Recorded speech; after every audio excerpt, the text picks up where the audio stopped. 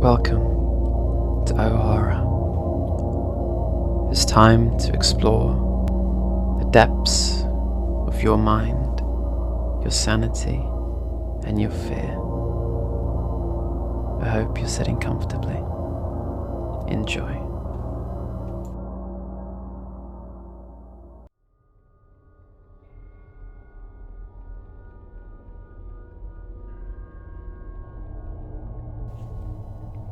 The Black Cat. For the most wild yet most homely narrative which I am about to pen, I neither expect nor solicit belief. Mad indeed would I be to expect it, in a case where my very senses reject their own evidence. Yet mad I am not, and very surely do I not dream. But tomorrow I die, and today I would unburthen my soul. My immediate purpose is to place before the world plainly, succinctly, and without comment, a series of mere household events. In their consequences, these events have terrified, have tortured, have destroyed me, yet I will not attempt to expound them. To me, they have presented little but horror. To many, they will seem less terrible than the Baroques. Hereafter, perhaps some intellect may be found which will reduce my phantasm to the commonplace, some intellect more calm, more logical, and far less excitable than my own, which will perceive in the circumstances I detail with awe nothing more than an ordinary succession of very natural causes and effects. From my infancy, I was noted for the docility and humanity of my disposition. My tenderness of heart was even so conspicuous as to make me the jest of my companions.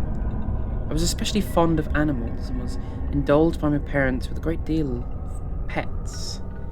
With these I spent most of my time, and never was so happy as when feeding and caressing them. This peculiarity of character grew with my growth, and in my manhood I derived from it one of my principal sources of pleasure.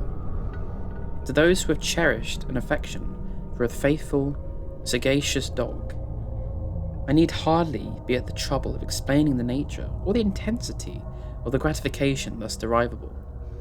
There is something in the unselfish and self-sacrificing love of a brute which goes directly to the heart of him who has had frequent occasion to test the paltry friendship and gossamer fidelity of mere man. I married early, and was happy to find in my wife a disposition not uncongenial with my own. Observing my partiality for domestic pets, she lost no opportunity of procuring those of the most agreeable kind. We had birds, goldfish, a fine dog, rabbits, a small monkey, and a cat. This latter was remarkably large, a beautiful animal, entirely black, and sagacious to an astonishing degree. In speaking of his intelligence, my wife, who at heart was not a little tinctured with superstition, made frequent allusion to the ancient popular notion which regarded all black cats as witches in disguise.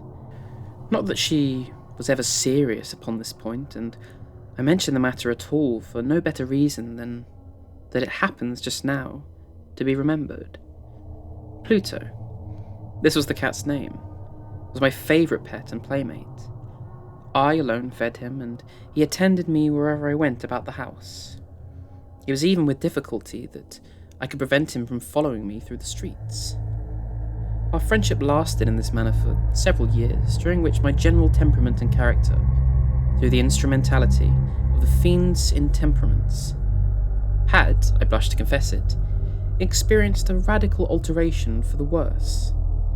I grew day by day more moody, more irritable, more regardless of the feelings of others. I suffered myself to use intemperate language with my wife. At length I even offered her personal violence. My pets, of course, were made to feel the change of my disposition, and not only neglected but ill-used them. For Pluto, however, I still remained sufficient regard to restrain me from maltreating him, as I made no scruple of maltreating the rabbit, the monkey, or even the dog, when by accident or through affection they came in my way. But my disease grew upon me, For what disease is like alcohol, and at length even Pluto, who was now becoming old and consequently somewhat peevish, even Pluto began to experience the effects of my ill temper. One night, returning home, much intoxicated from one of my haunts about town, I fancied that the cat avoided my presence. I seized him, when in his fright at my violence he inflicted a slight wound upon my hand with his teeth. The fury of a demon instantly possessed me. I knew myself no longer. My original soul seemed at once to take its flight from my body, and a more than fiendish malevolence, gin-nurtured, thrilled every fibre of my frame. I took my waistcoat pocket knife, opened it, and grasped the poor beast by the throat and deliberately cut one of its eyes from the socket. I blush, I burn, I shudder, while I pen the damnable atrocity. When reason returned in the morning, when I had slept off the fumes of the night's debauch, I experienced a sentiment half of horror, half of remorse for the crime of which I had been guilty. But it was at best a feeble and equivocal feeling, and the soul remained untouched. I again plunged into excess and soon drowned in wine all memory of the deed. In the meantime, the cat slowly recovered. The socket of the lost eye represented, it is true, a frightful appearance, but he no longer appeared to suffer any pain. He went about the house as usual, but, as might be expected, fled in extreme terror at my approach. I had so much of my old heart left, as to be at first grieved by this evident dislike of the parted creature, which had once loved me so. But his feelings soon gave place to irritation, and then came, as if to my final and irrevocable overthrow, the spirit of perverseness. Of this spirit, philosophy takes no account, yet I am no more sure that my soul lives than I am that perverseness is one of the primitive impulses of the human heart, one of the indivisible primary faculties or sentiments which give direction to the character of man. Who has not 100 times found himself committing a vile or silly action for no other reason than because he knows he should not? Have we not a perpetual inclination, in the teeth of our best judgment, to violate that which is law, merely because we understand it to be such? This spirit of perverseness, I say, came to my final overthrow. It was this unfathomable longing of the soul to vex itself, to offer violence to its own nature, to do wrong for the wrong's sake only, that urged me to continue and finally to consummate the injury I had inflicted upon the unoffending brute. One morning, in cool blood, I slipped a noose about its neck and hung it to the limb of a tree, hung it with the tears streaming from my eyes, and with the bitterest remorse at my heart, hung it because I knew that it had loved me, and because I felt it had given me no reason of offence, hung it because I knew that in doing so I was committing a sin, a deadly sin that would so jeopardize my immortal soul as to place it, if such a thing were possible, even beyond the reach of the infinite mercy of the most merciful and terrible God. On the night of day on which this cruel deed was done, I was aroused from sleep by the cry of fire. The curtains of my bed were in flames, the whole house was blazing. It was with great difficulty that my wife, a servant, and myself made our escape from the conflagration. The destruction was complete, my entire worldly wealth was swallowed up, and I resigned myself thenceforward to despair. I am above the weakness of seeking to establish a sequence of cause and effect between the disaster and the atrocity, but I am dealing a chain of facts and wish not to leave even a possible link imperfect. On the day succeeding the fire, I visited the ruins, the walls which, with one exception, had fallen in. This exception was found in a compartment wall not very thick, which stood about the middle of the house, and against which had rested the head of my bed.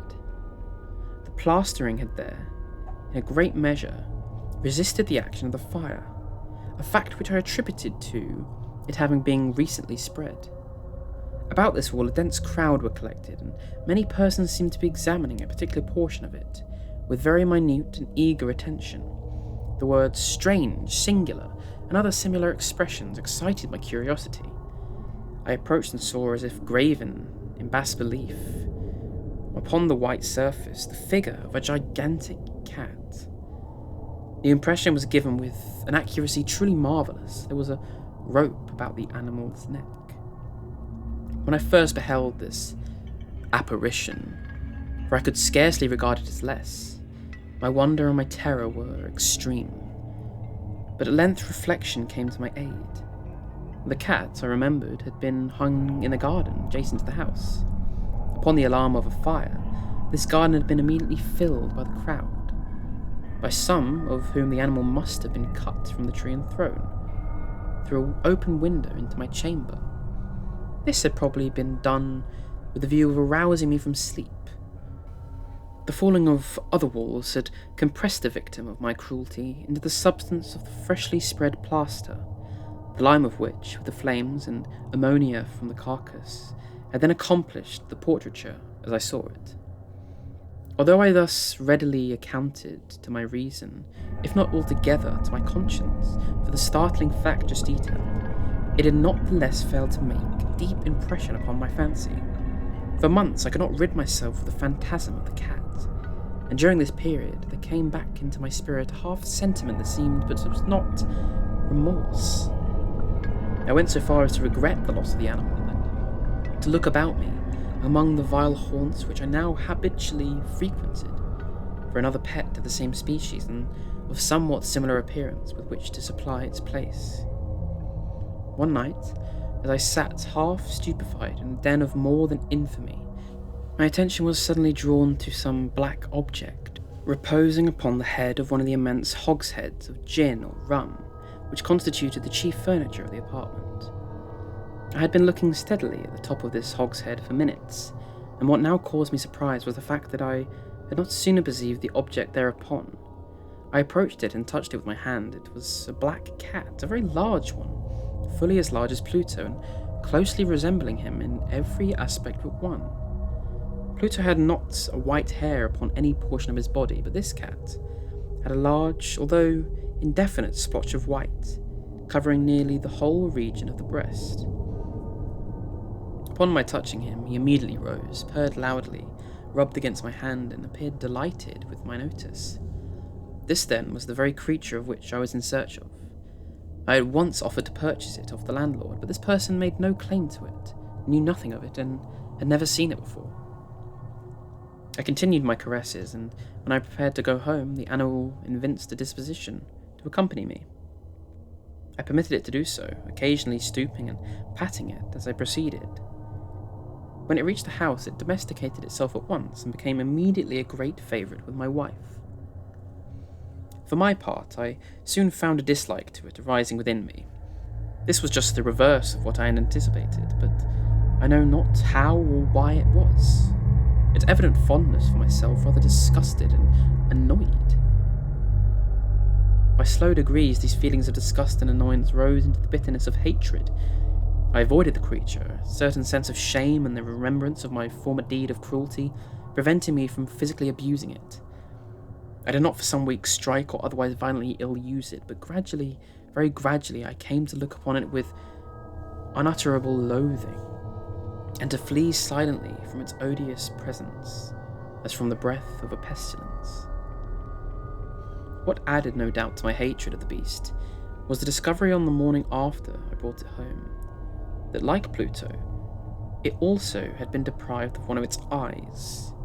This circumstance, however, only endeared it to my wife, who, as I have already said, possessed a high degree of humanity of feeling, which had once been my distinguishing trait, and the source of many of my simplest and purest pleasures.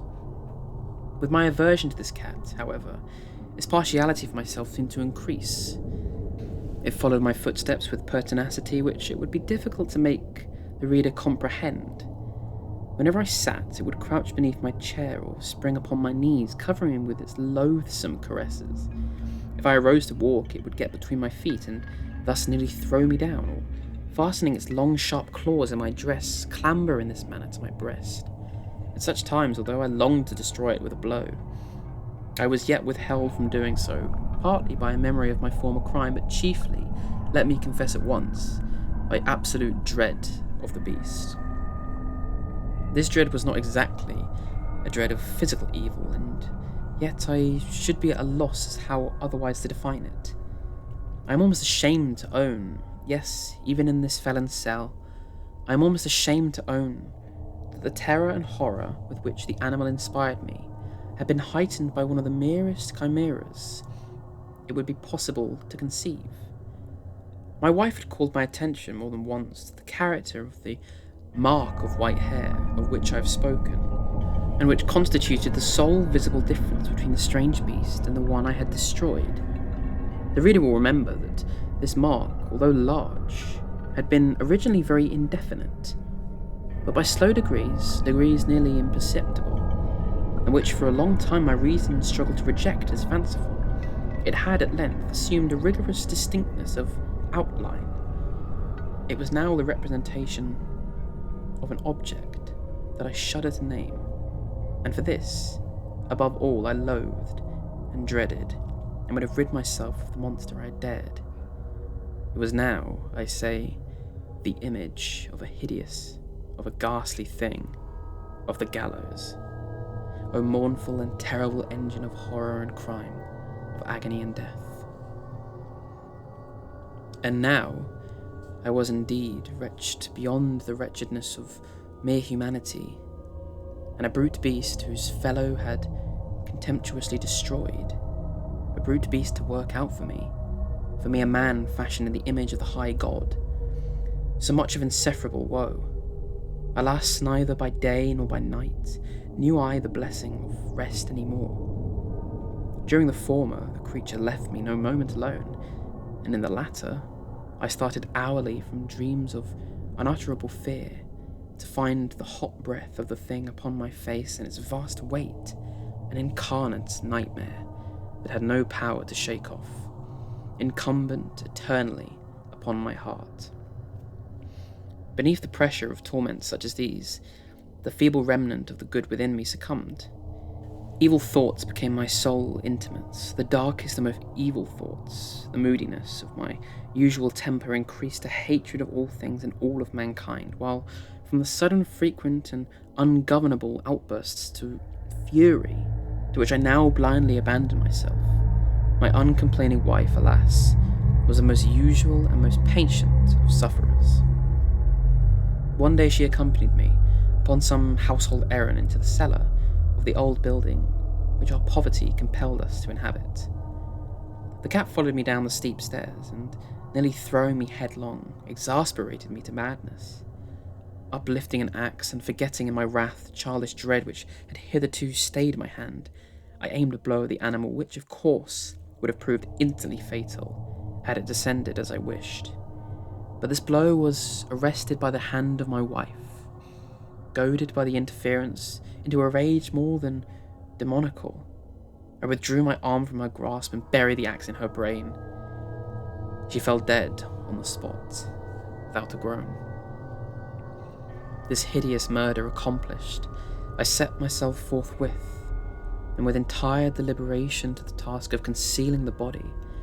I knew that I could not remove it from the house, either by day or by night, without the risk of being observed by the neighbours.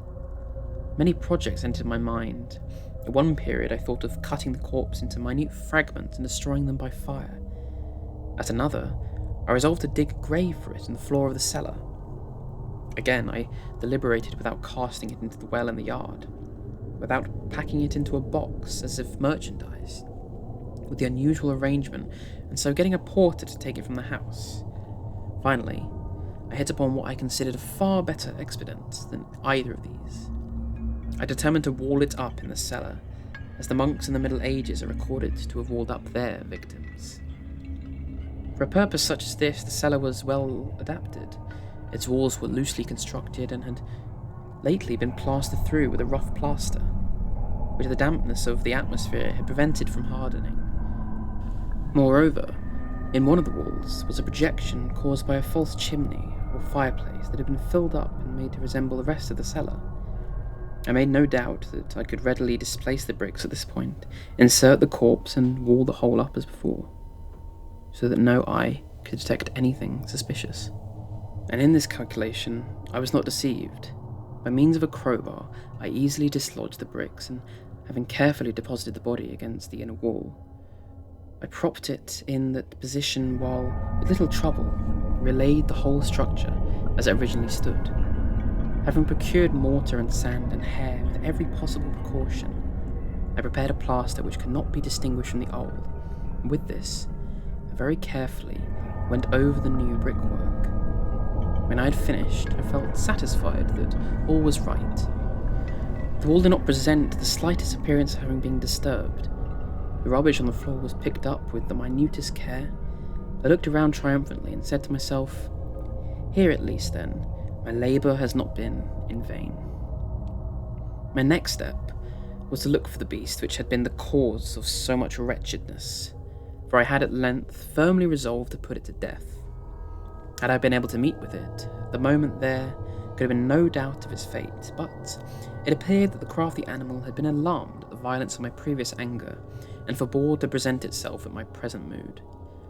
It's impossible to describe or imagine the blissful sense of relief which the absence of the detested creature occasioned in my bosom. It did not make its appearance during the night, and thus, for one night at least, since its introduction to the house, I soundly and tranquilly slept, slept even with the burden of murder upon my soul. The second and third day passed, and still my tormentor came not. Once again I breathed a free man. The monster in terror had fled the premises forever. I should behold it no more. My happiness was extreme. The guilt of my dark deed disturbed me a little, but few inquiries had been made, but those had been readily answered. Even a search had been instituted, but of course nothing was to be discovered. I looked upon my future felicity as secured. Upon the fourth night of the assassination, a party of police came, very unexpectedly, into the house, and proceeded to again make rigorous investigation of the premises. Secure, however, in the inscrutability of my place of concealment, I felt no embarrassment whatsoever. The officers bade me accompany them in their search. They left no nook or corner unexplored. At length, for the third or fourth time, they descended into the cellar. I quivered not a muscle. My heart beat calmly, as that of one who slumbers in innocence. I walked the cellar from end to end. I folded my arms upon my bosom and roamed easily to and fro. The police were thoroughly satisfied and prepared to depart. The glee at my heart was too strong to be restrained. I burned to say, if but one word, by way of triumph, and to render doubly sure their assurance of my guiltlessness. "Gentlemen," I said at last, as the party ascended the stairs, "I delight to have allayed your suspicions. I wish you all health, and a little more courtesy. By the by, gentlemen, this is a very well-constructed house. In the rabid desire to say something easily, I scarcely knew what I uttered at all. I may say, an excellently well-constructed house. These walls... Are you going, gentlemen? These walls are subtly put together. And here, through the mere frenzy of bravado, I rapped heavily with a cane which I held in my hand upon the very portion of the brickwork behind which stood the corpse of my wife. But may God shield and deliver me from the fangs of the arch-fiend. No sooner had the reverberation of my blows sunk into silence than I was answered by a voice from within the tomb, by a cry, at first muffled and broken, like the sobbing of a child, and then quickly swelling into one long, loud, continuous scream, utterly anomalous and inhuman, a howl, a wailing shriek, half horror and half of triumph, such as might have only arisen out of hell, conjointly from the throats of the damned in their agony, and of the demons that exult in the damnation. Of my own thoughts, it is folly to speak. Swooning, I staggered to the opposite wall. For one instant the party upon the stairs remained motionless. Through extremity of terror and of awe, in the next, a dozen stout arms were toiling at the wall. It fell bodily, the corpse, already greatly decayed and clotted with gore, stood erect before the eyes of the spectators.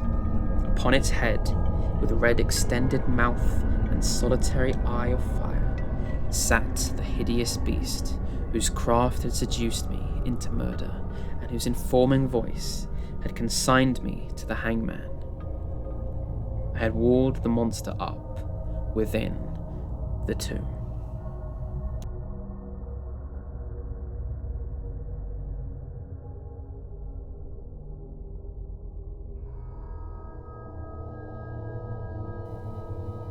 The Raven. Once upon a midnight dreary, while I pondered weak and weary over many a quaint and curious volume of forgotten lore, while I nodded, nearly napping, suddenly there came a tapping, as of someone gently rapping at my chamber door. "'Tis some visitor," I muttered, tapping at my chamber door.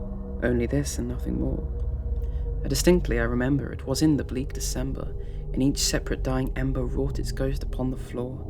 Eagerly I wished the morrow, vainly I had sought to borrow from my books a cease of sorrow, sorrow for the lost Lenore, for the rare and radiant maiden who the angels named Lenore, nameless here for evermore. And the silken, sad, and certain rustling of each purple curtain thrilled me, filled me with fantastic terrors never felt before, so that now, to still the beating of my heart, I stood repeating, "'Tis some visitor entreating entrance at my chamber door, some late visitor entreating entrance at my chamber door. This it is, and nothing more." Presently my soul grew stronger, hesitating then no longer. "Sir," said I, "or madam, truly your forgiveness I implore. But the fact is, I was napping, and so gently you came rapping, and so faintly you came tapping at my chamber door, that I scarce was sure I heard you. Here I opened wide the door, darkness there and nothing more. Deep into that darkness peering, long I stood there wondering, fearing, doubting, dreaming, dreams no mortal ever dared to dream before. But the silence was unbroken, and the stillness gave no token. The word there only spoken was the whispered word, Lenore.